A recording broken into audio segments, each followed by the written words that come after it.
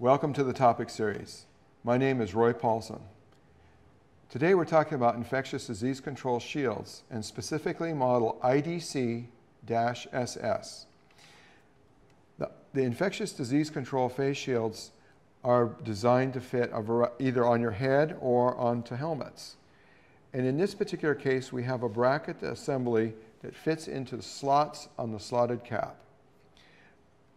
The snap system, which just easily pops on and off, works by snapping on over the adapter. So you can take it off both for changing the product and also for when you wanted to clean the product. We have a specific video that shows how to clean our IDC products. So the shields can come on and off without tools. The size is set so that it meets the ANSI Z87.1 D3 splash and droplet standard. The shield does not flip up and down on this model. The idea behind this model is that you wanted to have an item that when the person was wearing the helmet with the shield, they would be in compliance. Because if you can flip it up, maybe they're in compliance or not. So this way, they always are, no choice.